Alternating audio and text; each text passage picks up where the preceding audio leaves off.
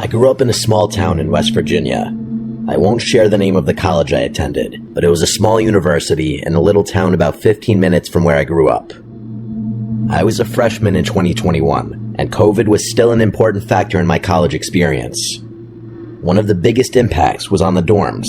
Most students didn't stay on campus due to COVID, so they rented apartments nearby. I was poor and didn't have that luxury, so I stayed on campus and drove home for the weekends since I lived so close. Still, I wanted the full college experience in the dorms. On my first day, I met my roommate. We had chatted a little over text because the school had given her my phone number so we could get to know each other, which I thought was a little strange. She messaged me first and seemed nice. Meeting her in person, she was still nice, but didn't say much, and she carried a privileged attitude. One time while talking, she said everyone has their own rooms due to a lack of students. I did last semester, and now until you joined. I was a little taken aback and didn't know what to say, so I just changed the topic and continued the conversation. I told her I lived nearby and that I'd leave for the weekend on Friday and be back on Monday morning at 6. She didn't say much during the weekdays. She mostly stayed with her boyfriend in his dorm room. Now for the creepy part. The first Friday, I packed my bag for the weekend and left. I came back Monday morning at 6, just like I said I would. I didn't have class until 10, so I went back to sleep. I had a thick memory foam mattress, and after lying down for about 10 minutes, I felt the edge of the bed indent. I didn't move. I waited a minute, barely processing what was happening because I was so tired. Then the mattress went back up.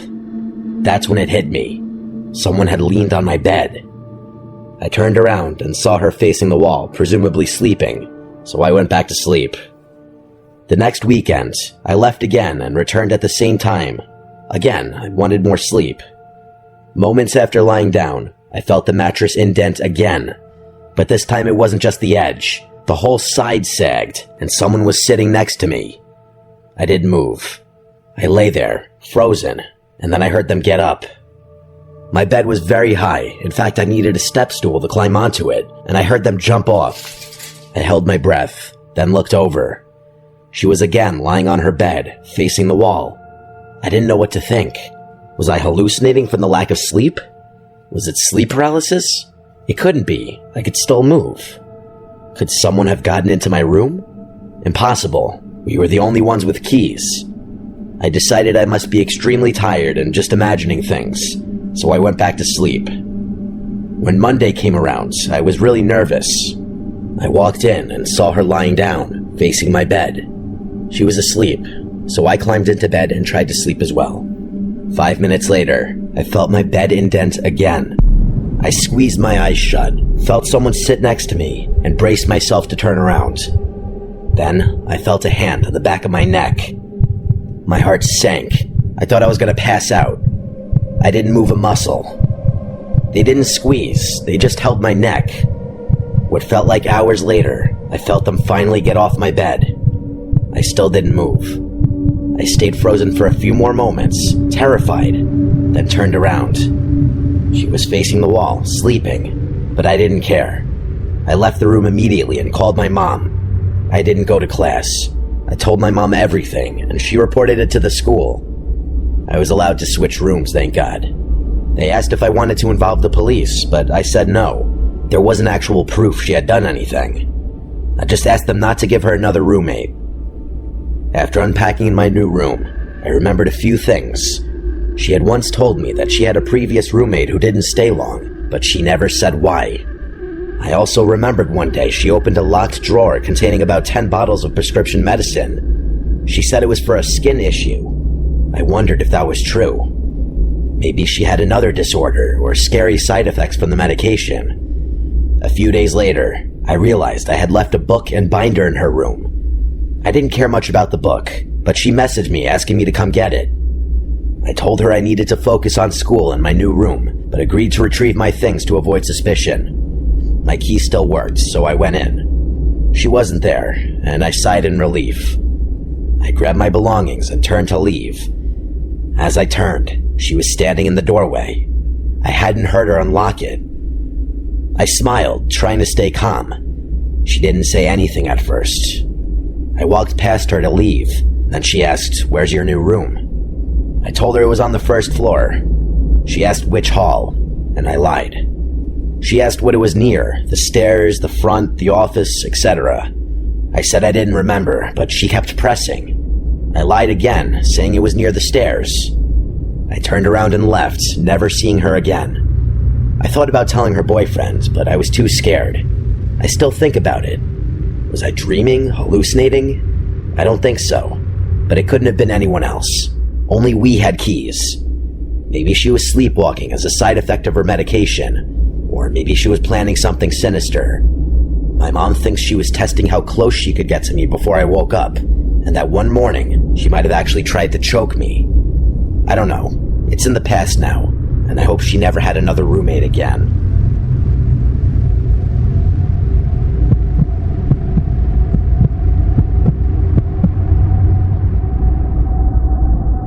This incident occurred during my time at university. I attended the University of Huddersfield from 2021 to 2023. It's not exactly known for its nightlife, so a lot of students end up spending late nights on campus, especially in the library or the academic buildings that stay open 24/7. I've never been the type to stay out late myself, but this happened during my last year when I had no choice. I was taking an advanced statistics class, and our professor was notorious for loading us with massive assignments. The due date for one of the biggest projects was approaching, and I hadn't made as much progress as I should have. My laptop had been giving me issues, so I decided to use the computers in the business building. The business building is a little isolated from the rest of the campus. It's 3 stories tall, kind of old, and it always had this weird, sterile silence to it, especially at night. But the computer lab on the second floor was usually pretty empty after 9 p.m., so I figured it'd be the best place to focus. That night, I got there around 10. The campus was already dead quiet, and when I stepped inside, I noticed right away how much colder it felt than outside. I swiped my student ID, heard the beep, and the door unlocked. The whole place had an overwhelming odor of cleaning chemicals, which meant that I wouldn't bump into any of the cleaning staff, as they had already done their rounds in this building. I went straight to the computer lab, booted up one of the computers, and started working. For a while, it wasn't bad. The hum of the computer and the tapping of my keyboard filled the silence. I kept glancing at the clock in the corner of the screen, reminding myself that I'd leave before 1 a.m. But around 11:30, something weird happened. I was scrolling through some data when I heard the sound of a door slamming shut somewhere down the hallway. Not the front entrance. It came from further inside the building. At first, I brushed it off. Maybe it was just the air system or the janitor. But then I remembered. The janitors had already come through, and by now they'd be long gone. I tried to ignore it and kept working, but then came footsteps. Slow, heavy footsteps echoing from the hallway outside the lab. They weren't rushed and they weren't faint. Whoever it was, they were walking like they wanted to be heard. I froze in my chair, staring at the computer screen, hoping they'd just pass by. But instead, the steps stopped right outside the lab door. I could see through the little window in the door if I leaned back, but I couldn't bring myself to look. I just sat there, holding my breath. After maybe 10 seconds, I heard the door above me. The ceiling in that building has those thin panels, and you can sometimes hear the pipes when the heat kicks on. But this wasn't pipes. This was the distinct sound of someone crawling or dragging themselves directly above the tiles. I stared up, terrified as to what I would see. I could see one of the tiles shift slightly, just enough to know that weight was pressing down on it. Then came this slow creak, like someone carefully lowering themselves, trying not to be heard. I had enough at this point. I yanked out my flash drive, shoved my notebook into my backpack, and sprinted towards the door. The second I stepped into the hallway, it was like I'd walked into a different world. The hall was dimly lit by those buzzing fluorescent lights, and all I could hear was the sound of my sneakers squeaking against the tiles. I walked fast, trying not to outright run. I got to the stairwell, shoved the door open, and started down. That's when I made the mistake of looking up. On the landing above me, just one floor up, there was a man. He wasn't a student, nor was he a professor. He looked out of place, like his clothes were baggy and torn. His face half-shadowed, but I could see his mouth was hanging open, like he was grinning really wide. He didn't move. He just stood there, staring down at me. I bolted. I flew down the stairs so fast I almost tripped. I slammed through the first floor door, and I sprinted for the front entrance. My ID card barely registered fast enough to unlock it, but once it clicked, I shoved it open and ran across campus without looking back. I didn't stop until I was inside my dorm, with my door locked behind me and my back pressed against the door as I tried to catch my breath. The next morning, I went back, only because I had to turn in the project. When I walked into the business building during daylight, it felt like a completely different place. But I noticed something that made my stomach drop. I saw one of the ceiling tiles was missing. The one directly above from where I had been working, along with the one from the corner, which is the tile I saw moving. It was as though someone had been watching me work, then proceeded to rattle the door handle to deliberately mess with me. And when they found the door to be locked, they proceeded to climb back up into the ceiling and enter from there. I dread to think what his intention was if he entered the lab before I ran. I think it's safe to say I'm going to buy a new laptop, and in the future, complete my assignments from the comfort of my own dorm.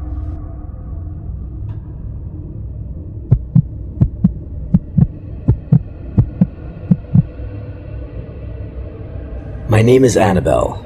I'm 20 years old from the UK, and this happened to me in high school, which is what we call college here in the UK. This was when I was 16. I'm about to tell you about the scariest day of my life. It sounds dramatic, I know, but you'll see why.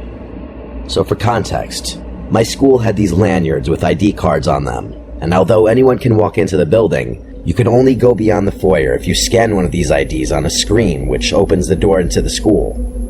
The IDs have your face and name on them, but a lot of kids flip them around so you can't see their picture. You also need this to open up pretty much every door in the school other than for classrooms. Also, this was a fairly newly built school. It was really small but looked bigger because the building was pretty large. A third of the building was a special school for kids with learning disabilities. Another third of it was a nursery, and the last third of it was the actual high school. I had just started at this high school, and I vividly remember everyone being told on the first day to make sure not to let anyone in the school that we didn't know. The day that this incident happened, it was the second week of school, but this was actually only my second full day there, as I'd been feeling sick all week. I had geography class all day, and it was about halfway through the day when this takes place, about 20 minutes after lunch period. I remember drinking a heckload of juice that I got from the cafeteria at lunch because I had to finish it all before lunch period ended since we're not allowed drinks out in class, and I had nowhere to put it without it spilling over. So 20 minutes later, and yeah, I really needed to use the bathroom. I asked my teacher if I could go quickly, and we're not usually allowed to go to the bathroom during class anyway, so he was pretty annoyed about this since we only just had break, but he could see I really needed to go, so he reluctantly agreed. This is significant because at this point, nobody else would really be walking around the school. I never even really saw teachers walking around often during class hours. I left the class and let myself through a set of double doors into the cafeteria, and keep in mind, there was nobody in there at this point. I carried on walking into another large room with a second set of classrooms, used the bathroom, and let myself back into the cafeteria again to head back to my classroom. When I let myself back through the doors to the cafeteria, though, there was a man sitting at one of the tables. It wasn't weird for someone to be in there. Like I said, people aren't usually walking around during class hours, but they still do. I mean, I was too at that time. I didn't know who it was that was sitting there. He was too old to be a student, so I assumed it was either a teacher or a parent, and I just continued walking. But then he said, "Hey," and I let out a squeal because I'm quite a nervous, jumpy person anyway, and I wasn't expecting him to speak to me. I was pretty embarrassed, but he laughed and said, "Sorry, didn't mean to scare you." This is when I realized he actually had a lanyard on, so at this point, I was assuming he was a teacher. What I realized, though, when I look back on this, is that even though he had his lanyard on with the ID part was flipped over so that the side with your face and name on it was facing the back side of the card holder that's attached to the lanyard. Like I said earlier, kids would do that all the time at the school. The scanner would still work, so it wasn't a big deal, but definitely weird for a teacher to do. I didn't really pay attention to this detail at the time, though. "I need some help getting some work things out of my car. Do you mind coming out with me for just a sec?" he asked me. I didn't hesitate to reply with, yeah, of course, because again, I just assumed this was a teacher. We walked out of the cafeteria in silence and into the foyer, and then out of the building, and I kind of noticed he seemed a bit nervous. Like, teachers usually make small talk with you when you're walking somewhere with them, and he was saying nothing. And also, he was moving his hands a lot. Like at one point, he had his hands in his pockets, and then he'd take them out and kind of hold his hands together. I'm really shy and not too good in social situations, so I didn't make any attempts at small talk either. With the layout of the front of the school, after we left the building, you've got about 50 or so meters, which is about 55 yards, to the car park, which you can't see until you're right next to it because there's a bunch of bushes which obscure it. If you walk straight on without turning into the car park, you'll be off the school property. So we were walking to the car park in silence, and then he suddenly says, yeah, my work stuff is in the boot. That's what we call the trunk of a car in the UK. He said, I have a few bags, so I just need you to help me carry a couple into the school.